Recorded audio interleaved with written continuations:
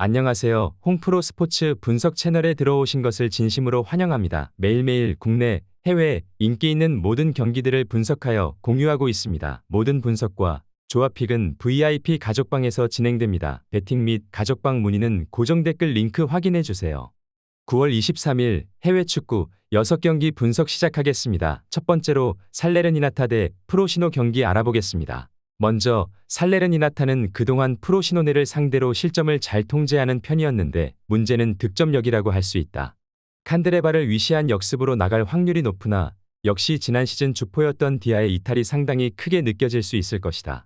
이어서 프로시노네는 상당히 중앙을 잘 쓰는 양상으로 팀 내 최다 득점자도 모두 미드필더들인 마치테리와 하루이다.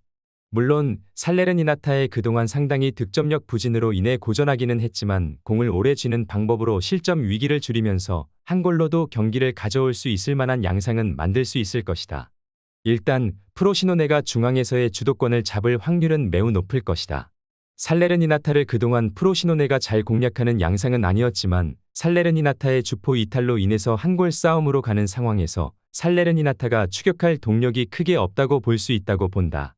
저득점 경기가 예상되기에 언더 또는 프로시노네 승리를 추천합니다. 두 번째로 고어헤드 대 시타르트 경기 알아보겠습니다. 먼저 고어헤드는 중앙 주도권을 잡고 몰아칠 수 있는 경기에서는 강한 편이고 이 작업이 잘 되는 홈에서의 득점력이 상당히 좋은 편이다.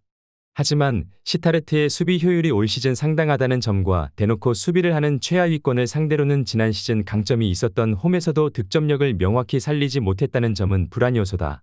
이어서 시타르트는 올 시즌 득점력은 직선적인 공격에 의존하고 있지만 앞서 언급한 대로 수비에서의 효율이 매우 좋은 편이다.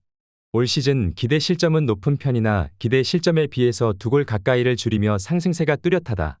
일단 올 시즌 시타르트의 수비 효율은 아약스와 페예노르트도 고전하게 만들었고 고어헤드도 시타르트의 직선적인 공세에는 홈에서 전반적으로 대응이 잘 되는 모습을 보여준 바 있다.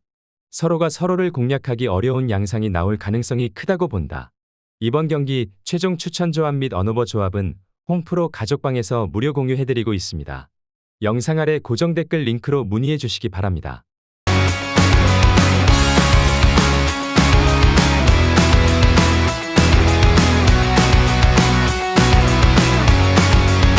세 번째로 슈투트가르트 대 다름슈타트 경기 알아보겠습니다. 먼저 슈투트가르트는 올 시즌 공격진들의 폼이 상당히 좋다. 득점력과 함께 드리블 성공률 6할을 찍고 있는 가라시를 비롯해 양 윙어들도 드리블 성공률을 45% 정도 유지하고 있는 상황이다. 경합 상황에서 젊은 에너지를 이용한 우위를 예상해 볼 수 있겠다. 이어서 다름슈타트는 지난 경기에서는 극적으로 무승부를 기록했다. 하지만 공격 상황에서는 박스 안 진입을 어려워해 2골을 세트피스로 쥐어짜내는 모습을 보여주고 마는 등 아직도 갈 길이 멀어 보인다. 슈투트가르트의 에너지 레벨과 개인 기량을 이용한 공격성을 현재 다름슈타트가 저지할 수 있을 것 같지 않은 게 현실이다. 여전히 다름슈타트의 수비적인 기조와 경합 상황에서의 불리함은 유효할 것이고 지난 경기에서 넣은 득점도 세트피스로 쥐어짜냈을 뿐 오픈 플레이에서의 영향력은 거의 보여주지 못했다.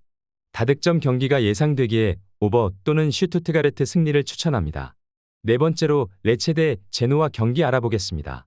먼저 레체는 가장 잘 나가고 있는 팀 중 하나이다. 지난 몬차전에서는 무승부를 기록하긴 했지만 바시로토의 퇴장에도 불구하고 승점을 챙기는 위닝 멘탈리티가 상당히 올라왔다고 할 수 있을 것으로 보인다. 이어서 제노아는 골을 기대하기 어려운 상황이라고 본다. 일단 리그에서 넣고 있는 4골 중 세트피스에서만 3골을 기록하는 등 오픈 플레이에서의 날카로움이 매우 떨어지는 편이다. 레체가 현재 상당히 위닝 멘탈리티가 올라간 상황이며 제노아의 오픈 플레이 상황에서의 화력이 떨어져가는 것도 사실이다. 레체는 반면 전방 3톱의 폼이 전반적으로 좋은 편인데 제노아가 잘 버텨낼 수 있을지가 관건이다. 이번 경기 최종 추천 조합 및 언어버 조합은 홍프로 가족방에서 무료 공유해드리고 있습니다. 영상 아래 고정 댓글 링크로 문의해 주시기 바랍니다.